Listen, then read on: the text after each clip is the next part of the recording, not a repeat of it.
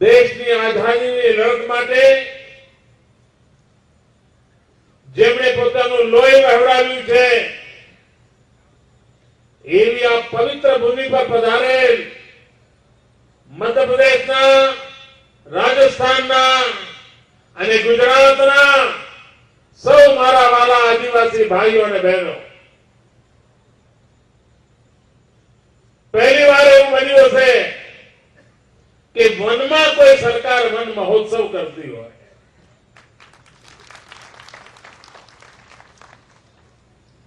અને ગુજરાત સરકારે એક વિશેષતા ઉભી કરી છે. અને વિશેષતા આ છે કે માત્ર વન મહોત્સવ દ્વારા પર્યાવરણ ને વૃક્ષોની વાત કરીને અટકવાને બદલે આ વન મહોત્સવને સાંસ્કૃતિક વિરાસત સાથે જોડવામાં આવે, સામાન્ય માનવીની શ્રદ્ધા સાથે જોડવામાં આવે અને એક વાર કોઈ બાબત શ્રદ્ધા સાથે જોડાઈ જાય ને તો પછી એના માટે કોઈ અભિયાન નથી ચલાવવા પડતા. ક્યાંય તમે જોયું છે કે ભાઈ તુલસીને નુકસાન ન કરતા એવું બોર્ડ મારવું પડે છે? ના. કારણ બધાના મનમાં ફિટ થઈ ગયું છે કે તુલસી અત્યંત પવિત્ર હોય, એ ભગવાનનું રૂપ હોય, એને તો નુકસાન કરાય જ નહીં. આ બધાના મગજમાં ગોઠવાઈ ગયું છે. એક વાર કોઈ પણ બાબતમાં શ્રદ્ધા પેદા થાય તો પછી સમાજ પોતે જ એનું સંરક્ષણ પણ કરે છે, સંવર્ધન પણ કરે છે. અને તેથી આ રાજ્ય સરકારે વન મહોત્સવને આખી કલ્પનાને બદલી નાખી છે. બીજી બાબત કે આ વન મહોત્સવ આટલા બધા વર્ષોથી ચાલે છે, એ સમાજ માટે કાયમી ઉપયોગી ઘરેણું કેમ ન બને? માત્ર એક મેળાવડો કરીને 5-50 વૃક્ષો વાવીને જતા રહેવું કે એને એક યાદગાર સ્મૃતિ રૂપે તૈયાર કરવું, રાજ્યની અસ્ક્યામતમાં ઉમેરો કરવો, સમાજ જીવનની આવશ્યકતામાં એક સગવડ ઉભી કરવી, આવા એક સુભગ હેતુથી, એક સુખદ હેતુથી આ સરકારે વન મહોત્સવના કાર્યક્રમોને પણ સમાજ માટે કાયમી વ્યવસ્થાઓ વિકસે એવું એક નવું રૂપ આપ્યું છે. આપ અંબાજી જાઓ તો અંબાજી ધર્મશાળા મળી જાય, અંબાજીમાં મંદિરનો આશરો મળી જાય, પણ કુટુંબ સાથે કોઈ જગ્યાએ ખુલ્લામાં બેસવું હોય તો જગ્યા ન મળે. વન મહોત્સવ કરવાનો જ હતો તો આપણે નક્કી કર્યું વર્ષો પહેલા કે અંબાજીનો એક ડુંગરો છે બાજુમાં, જ્યાં કોઈ જોતું એ નથી કે જતું એ નથી, ત્યાં આપણે માંગલ્ય વન બનાવો. ધીરે ધીરે ધીરે માંગલ્ય વન એટલું બધું થઈ ગયું છે કે ભાદરવાની પૂનમે લાખો લોકો જયારે મા અંબાજીના દર્શને જાય છે ત્યારે આ માંગલ્ય વન એમના માટે મંગલકારી પુરવાર થઈ ગયું છે, આશીર્વાદ રૂપ બની ગયું છે. જૈન સમાજના યાત્રીઓ, ખાસ કરીને દિગંબર સમાજ, તારંગાજીએ યાત્રા કરવા જતા હોય, તારંગીના ડુંગરો તમે જુઓ, એક ઝાડ જોવા ન મળે, અને એક પટ્ટો તો એવો છે કે ધૂળની ડમરીઓ જ ઉડતી હોય. વેરાન ભૂમિ, પથ્થરોના ઢગલા, એની વચ્ચે ખૂણે ખાંચરે પડેલા મંદિરો, એવી ભગ્ન અવસ્થા. તારંગાજી જેવું તીર્થ ક્ષેત્ર, ત્યાં આપણે નક્કી કર્યું તીર્થંકર વન બનાવીશું. અને 24 તીર્થંકર જેમને જે વૃક્ષની નીચે બોધ થયો હતો એ વૃક્ષને લાવીશું અને એ વૃક્ષને વાવીશું અને જે લોકો ભગવાન મહાવીરની ઉપાસના માટે તારંગાજી આવે એમને કહ્યું કે થોડું થોડું પાણી અહીંયા પણ ચડાવતા જાઓ, એ પણ એક પુણ્યનું કામ થશે અને આજે તીર્થંકર વન તૈયાર થઈ ગયું. ભાઈઓ બહેનો, શ્રાવણ મહિનો ચાલે છે, ભોળાનાથને સૌ યાદ કરે. સોમનાથ તમે જાઓ તો ખારી પણ હવા દરિયાની આવતી હોય, એમાં પણ લીલુંછમ કેમ ના હોય? સોમનાથનું મંદિર કોઈ આવે, દેશભરના લોકો આવતા હોય તો સોમનાથના મંદિરને શા માટે આંખને ગમે એવું વાતાવરણ કેમ ન બનાવીએ? એક વન મહોત્સવ આપણે સોમનાથમાં કર્યો, હરિહર વન બનાવ્યું અને હરિહર વન બનાવ્યું એટલું નહીં, ભગવાન સોમનાથને ભોળાનાથને જે વૃક્ષો પસંદ હોય એવા વૃક્ષોનું વાવેતર કર્યું, બીલીના વૃક્ષોનો ઘટટોપ ઉભો કરી દીધો. શામળાજીમાં આપણો કાળિયો, અમારા આદિવાસી ભીલ સમાજનો કાળિયો શામળાજીમાં બિરાજે. લોકો આવતા જતા, ઉદયપુર જતા હોય, શ્રીનાથજી જતા હોય તો શામળાજી સમય હોય તો ડોક્યું કરી આવે, પણ રોકાય નહીં. આપણે શામળાજીમાં આ કાળિયાનું વન બનાવ્યું, શામળ વન બનાવ્યું. અને એટલું જ નહીં, વિષ્ણુ ભગવાનને સવારમાં જે કમળનું પુષ્પ ચડતું હોય છે રોજ, એ તાજું પુષ્પ આ કાળિયાના વનમાં મળી રહે એના માટેની વ્યવસ્થા કરી. આજે કોઈ પણ યાત્રી ત્યાં જાય અને હવે તો ત્યાં કિયોસ્ક મૂક્યા છે, ટેકનોલોજીનો ઉપયોગ કર્યો છે, જેથી કરીને બોટનીનો અભ્યાસ આ બાળકો ત્યાં જાય તો કરી શકે અને કિયોસ્ક પર એક્ઝામ આપી શકે, એને જાતે જાતે માર્ક મળી શકે એવી વ્યવસ્થા કરી છે. શામળાજીના દર્શન કરે છે, જોડે જોડે આ બોટાનિકલ ગાર્ડનની પણ દર્શન કરે છે.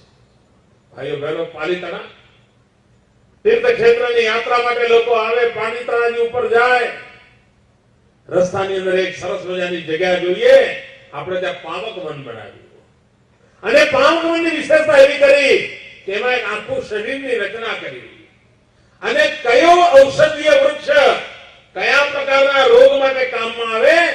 ઘૂંટણ હોય, શરીર બનાવ્યું હોય તો ઘૂંટણ પાસે વૃક્ષ વાવ્યું. હૃદયની બીમારી કામમાં આવનારું વૃક્ષ હોય તો જ્યાં હૃદય હોય ત્યાં બનાવ્યું. આંખની બીમારી માટે કામ આવનારું વૃક્ષ હોય તો જ્યાં આંખ હતી ત્યાં બનાવ્યું. ગરીબમાં ગરીબ, અભણમાં અભણ, સામાન્યમાં માનવી આવે તેને ખબર પડે કે શરીરને ઉપયોગી કયા કયા વૃક્ષો છે, ઔષધ તરીકે કેવા ઉપયોગો થાય છે. અને આજે લોકો અભ્યાસ માટે ત્યાં આવે છે. કલાક બે કલાકે વનમાં ફરીને ખબર પડે કે આ વૃક્ષનું શું મહત્વ છે.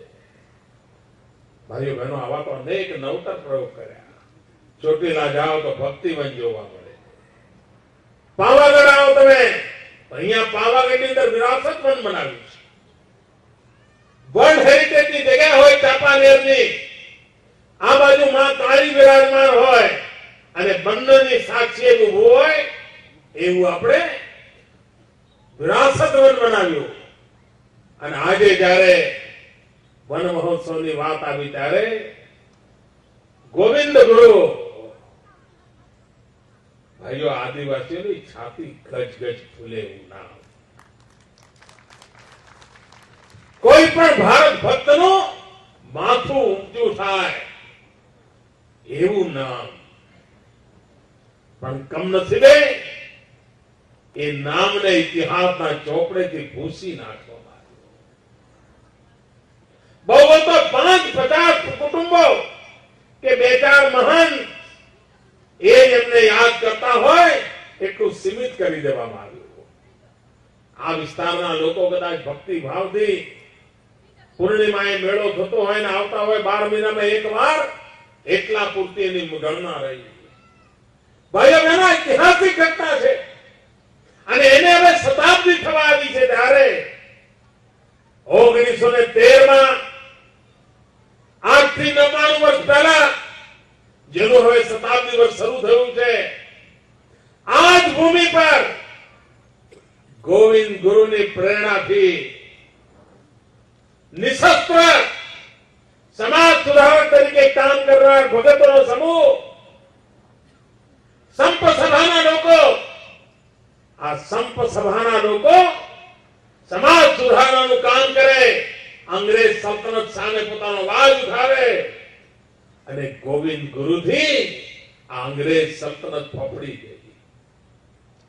પંચમહાલ જિલ્લાના સંતરામપુર દાહોદના પટ્ટાની અંદર દેખધારી એક સમાજ સુધારક એ હરતો જાય, ફરતો જાય, મળતો જાય, વાત કરતો જાય અને લોકોમાં એક નવી ચેતના જગાવતો જાય.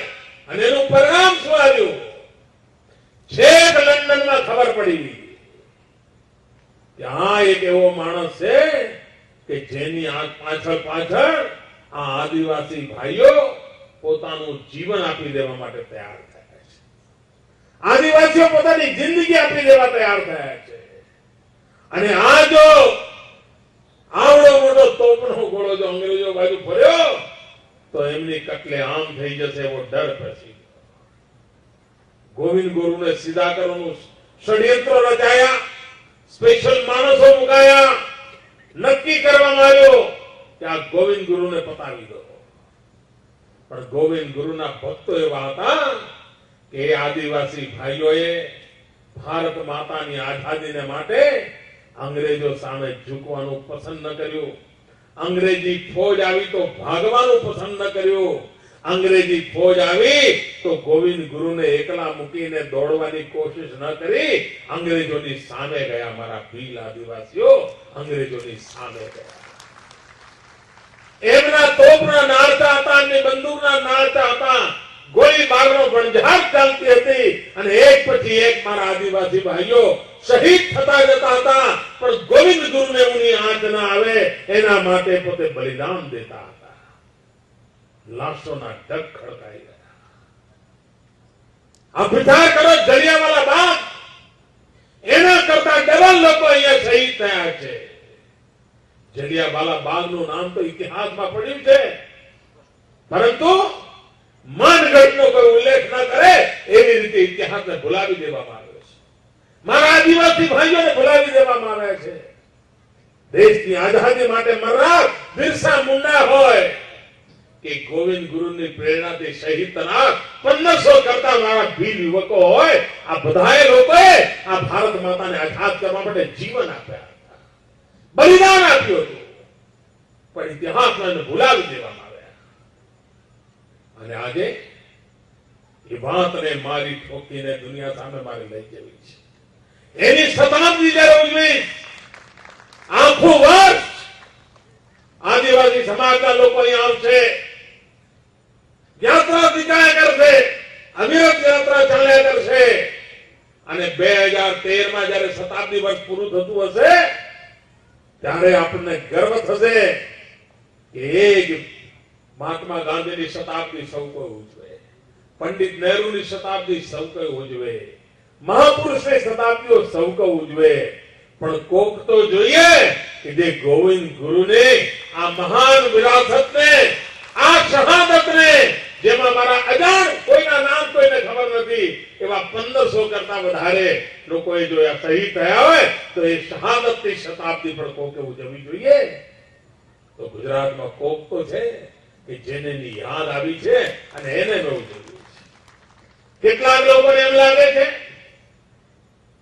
આ તો બધું ચૂંટણી આવે એટલે થાય છે. હવે ભાઈ આ શતાબ્દી કે અમે નક્કી કરી હતી, હવે શતાબ્દી ચૂંટણી ભેગી થઈ છે, અમારો ગુનો એ 1912માં બન્યું હતું, આ 2012માં આવ્યું તો એમાં મારો કઈ ગુનો છે ભાઈ? અને આ બધી બાબતોને ચૂંટણી સાથે જોડીને કે રાજકારણ સાથે જોડીને આ બલિદાનોની મહત્વ ઓછું આંકનારા લોકો આ શહીદોનું અપમાન કરે છે. ભાઈઓ બહેનો, શ્યામજી કૃષ્ણ વર્મા હિન્દુસ્તાનની અંદર સશસ્ત્ર ક્રાંતિનું જેને નેતૃત્વ કર્યું, વીર સાવરકર જેવા મહાપુરુષો જેને આપ્યા, મદનલાલ ધીંગરા જેવા લોકોમાં વીરતા પ્રેરી, ભગતસિંહ, સુખદેવ આઝાદ જે લોકોને પ્રેરણા માનતા હતા, એ શ્યામજી કૃષ્ણ વર્મા આપણા કચ્છના, ગુજરાતના છોરું અંગ્રેજોની સામે લંડનમાં અંગ્રેજોના નાક નીચે આઝાદીની લડાઈ લડતા હતા. આ દેશના સશસ્ત્ર ક્રાંતિ કરનારા લોકોને શિષ્યવૃત્તિ આપીને તૈયાર કરતા હતા. એ શ્યામજી કૃષ્ણ વર્મા 1930 ગુજરી ગયા. ત્યારે લખીને ગયા હતા કે મને તો જીવતા જી આઝાદી જોવા ન મળી. મારા અસ્થિ સાચવી રાખજો, મારા હાડકા સાચવી રાખજો. અને જ્યારે મારો દેશ આઝાદ થાય ત્યારે મારી અંતિમ ઈચ્છા છે કે મારા અસ્થિ મારા આઝાદ હિન્દુસ્તાનની ધરતી પર લઈ જજો, જેથી કરી મને મોક્ષ મળે, મને શાંતિ મળે. આવું શ્યામજી કૃષ્ણ વર્મા લખીને ગયા. 1930 એમનો સ્વર્ગવાસ થયો. 1947 દેશ આઝાદ થયો. 15મી ઓગસ્ટે તિરંગો ઝંડો ફરકાયા પછી બીજા દિવસે દિલ્હી સરકારે માણસ મોકલીને આ અસ્થિ હિન્દુસ્તાનમાં લાવવા જોઈતા હતા, પણ એમને શહીદોની પડી નહોતી. દેશને માટે જીવનારા, દેશને માટે મરનારાઓની પરવા નહોતી. અને તેથી એમણે શ્યામજી કૃષ્ણ વર્માના અસ્થિ ત્યાં પડ્યા રહ્યા. ભાઈઓ બહેનો, એ સૌભાગ્ય મને મળ્યું. ભારત માના સપૂતના અસ્થિ હું ખભા પર ઉંચકીને વિદેશની ધરતી પરથી 2003 અહીંયા લઈ આવ્યો. અને આજે શ્યામજી કૃષ્ણ વર્માનું એક અત્યંત પ્રેરક સ્મારક કચ્છના માંડવી પર ઉભું કર્યું છે. કોઈ પણ ભારત માતાને પ્રેમ કરનારો નાગરિક જાય તો એને જોતાની સાથે લાગે કે આવા આપણા બધા વીર પુરુષો. આજે વર્ષે હજારોની સંખ્યામાં વિદ્યાર્થીઓ શ્યામજી કૃષ્ણ વર્માના સ્મારકની મુલાકાત લે છે. દેશ દુનિયાના ટુરિસ્ટ શ્યામજી કૃષ્ણ વર્માના સ્મારકની મુલાકાત લે છે. એક દિવસ એવો આવશે કે ગોવિંદ ગુરુના સ્મૃતિમાં અહીંયા જે સ્મારક બન્યું છે, શહાદતને યાદ કરી છે એવું આ શહીદ વન સ્મૃતિવન બન્યું છે. એમાં પણ દેશ અને દુનિયાના લોકો આ 1500 કરતા વધારે મારા શહીદ વીર કુંવરોને હંમેશા પુષ્પ વર્ષા કરવા માટે આ ધરતી પર પધારશે એ વાતાવરણ બનાવવાનું મેં કામ કર્યું. ભાઈઓ બહેનો, આઝાદીના આટલા વર્ષ થયા, આટલા સમાજ સુધારકો થયા. તમે જુઓ, મેં એક નાનકડું ત્યાં પ્રદર્શન મૂક્યું છે. એ જમાનામાં ગોવિંદ ગુરુ કેવી પ્રેરણા આપતા હતા, કેવા વચનો કહેતા હતા, એ વચનો આજે પણ કામમાં આવે એવા વચનો એ વખતે કહેતા હતા. એક એક વાઘ ઉતરે એના માટે ભગત પંથ ચલાવીને ભગતોને તૈયાર કરીને સમાજ સુધારણાનું કામ કરતા હતા.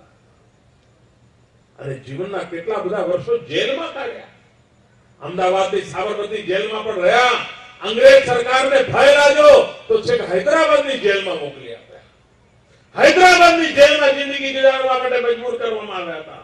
એ ગોવિંદ ગુરુ એને ભૂલવાડી દેવામાં આવે છે. આદિવાસીના કલ્યાણને માટે જીવન ખપાવી દેનાર વ્યક્તિને આ દેશમાં ભૂલવા નહીં દેવામાં આવે. આવનારી પેઢીઓ યાદ રાખે એના માટેનો અમે સંકલ્પ કર્યો છે અને વાત અમે પહોંચાડવા માંગીએ છીએ. શહાદત એળે ન જઈ શકે. અને જ્યારે વીર કુમારો જાણશે કે એમના પૂર્વજો આટલું મોટું બલિદાન આપ્યું હતું, જેમ એકલવ્યમાંથી પ્રેરણા લે છે ને, એમ ગોવિંદ ગુરુમાંથી પણ પ્રેરણા મળશે એવો મને વિશ્વાસ છે. ભાઈઓ બહેનો, આઝાદીના આટલા બધા વર્ષો થઈ ગયા. આદિવાસીઓના કલ્યાણ માટે આ બધી સરકારો નિષ્ફળ ગઈ. આદિવાસીઓના નામે ખોબલે ખોબલા વોટ લઈ ગયા, પણ આદિવાસીઓના જીવનમાં બદલાવ ન આવ્યો. આ સરકારે પ્રયત્ન આપ્યો કે આદિવાસીના ઘર સુધી પીવાનું પાણી કેમ પહોંચે, આદિવાસીના ખેતર સુધી સિંચાઈનું પાણી કેમ પહોંચે, આદિવાસીને રહેવા માટે ઘર કેમ મળે, ઝાડની નીચે જિંદગી ગુજારતો આદિવાસી એને ઘર કેવી રીતે મળે એની ચિંતા સરકારે કરી. ભાઈઓ બહેનો, 0 થી 16 સુધીના ગરીબીની રેખા નીચે જીવનારા બધા જ આદિવાસીઓને મકાન આપવાનું કામ પૂરું કરી દીધું. અને હવે ઉપાડવાના છીએ 17 થી 20 ના વચ્ચે આવનારા.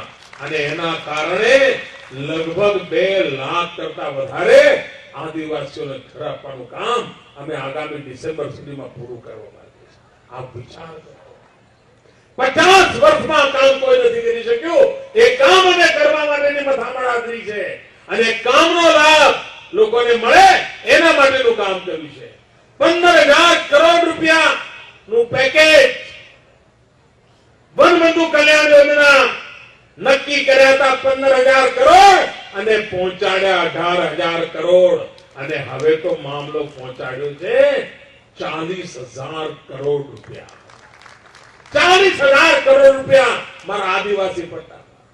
ભાઈઓ બહેનો, સમાજોને લડાવવા માટે અનામતના નામે તોફાનો કરાવે, બધું કરે, બીજાને ઉશ્કેરવા માટેની વાતો કરે, પણ મારા અનામતની અંદર લાભ ક્યારે મળે? ભાઈ, મારા આદિવાસી દીકરાને ડોક્ટર થવું હોય, મારા આદિવાસી દીકરાને એન્જિનિયર થવું હોય તો પહેલા 12મા ધોરણની નિશાળ તો જોઈએ વિજ્ઞાન પ્રવાહની.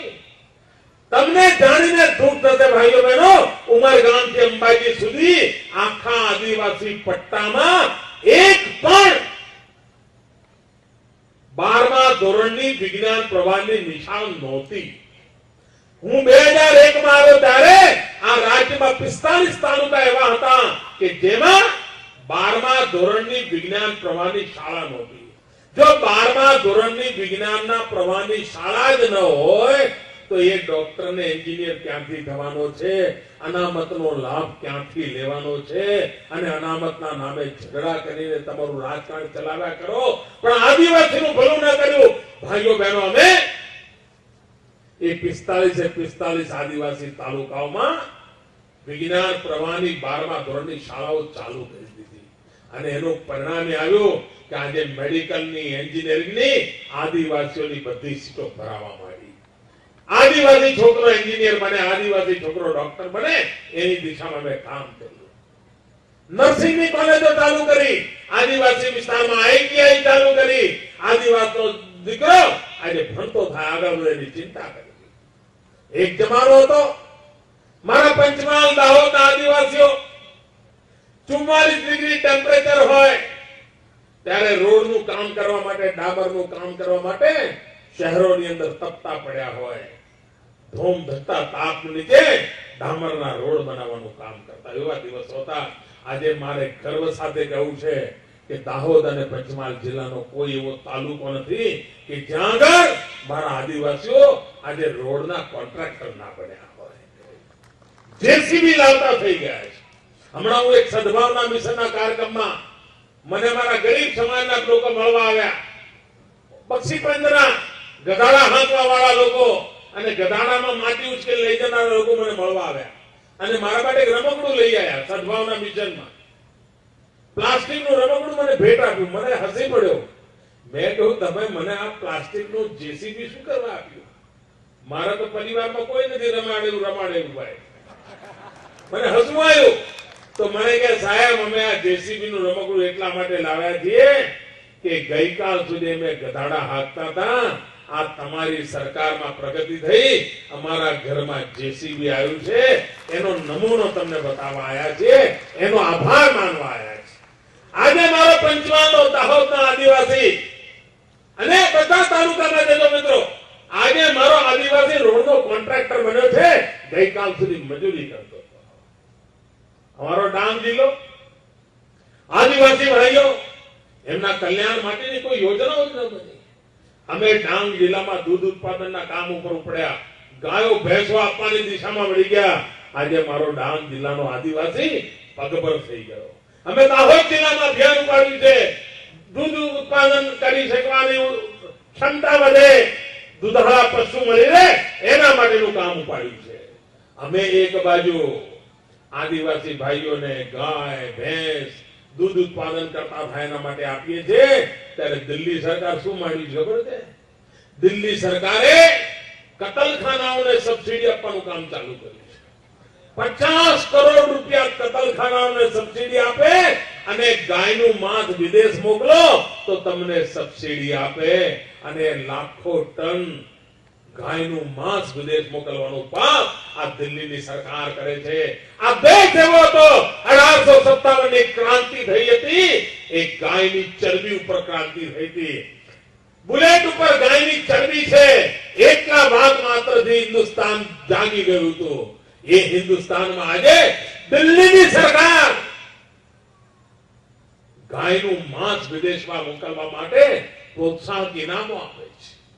આ કમનસીબી વચ્ચે દેશ જીવી રહ્યો છે. ત્યારે મારા ભાઈઓ બહેનો, ગૌ માતાને રક્ષા માટે ગોવિંદ ગુરુએ જિંદગી આપી. ગામડે ગામડે ફરીને ગૌપાલન માટેનું શિક્ષણ આપવાનું કામ ગોવિંદ ગુરુએ કર્યું હતું. એ ગોવિંદ ગુરુમાંથી પ્રેરણા લઈને આટલા લોકો શહીદ થઈ ગયા અને અંગ્રેજ સરકારના નાકે દમ લાવી દીધો.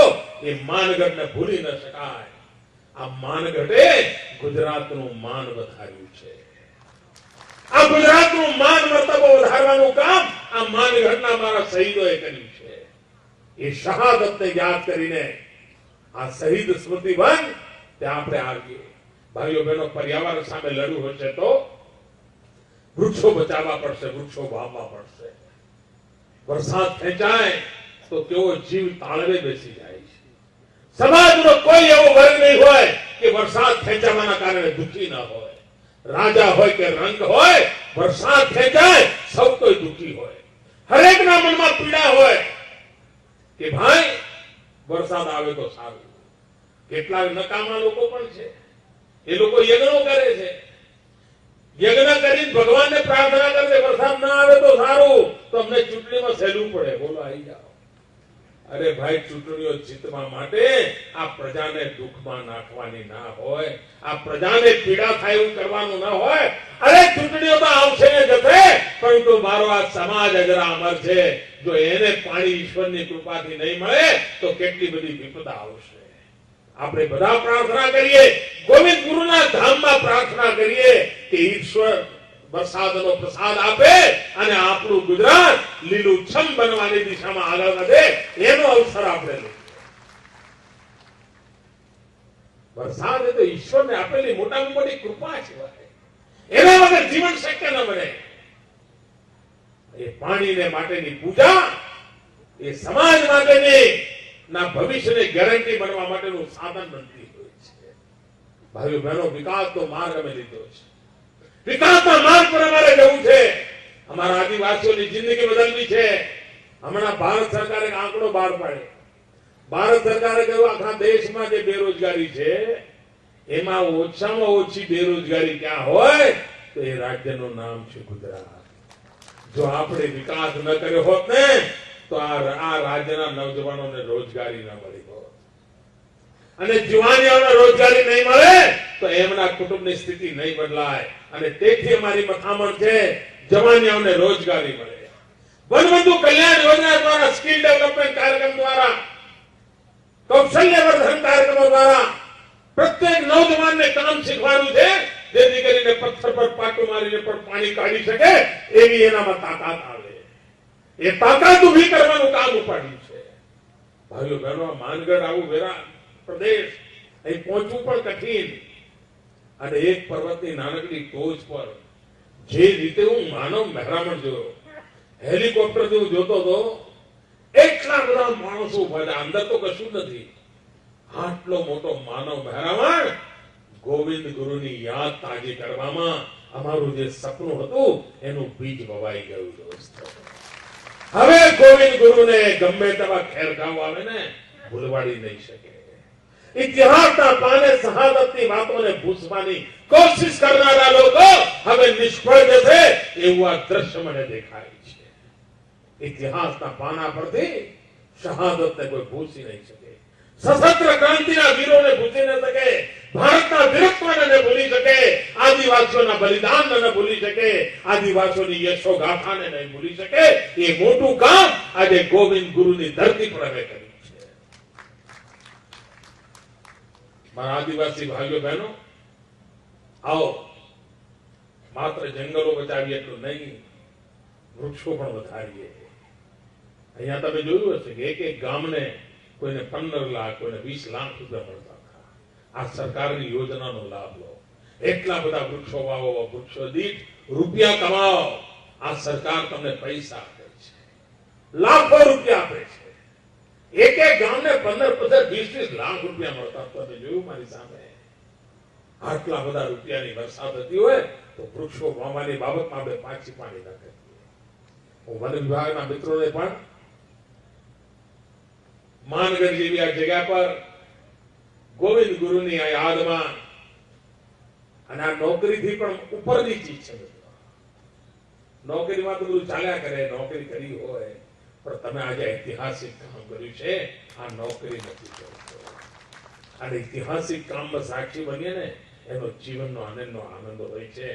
તમે પણ ભવિષ્યમાં તમારા સંતાનોને બતાવશો કે હું જયારે નોકરી કરતો હતો ને ત્યારે મેં આ એક મહાન ઐતિહાસિક કામનું કામ કર્યું હતું. આવો ભાવ જાગવાનો છે. પેઢી દર પેઢી આ સંસ્કાર પહોંચવાના છે. અને એ કામને આપણે જયારે અનુભવ્યું છે ત્યારે ફરી એકવાર મારી સાથે ગોવિંદ ગુરુ અમર રહોનો જરા નારો બોલાવ્યો. ગોવિંદ ગુરુ, ગોવિંદ ગુરુ, શહીદો, શહીદો, શહીદો.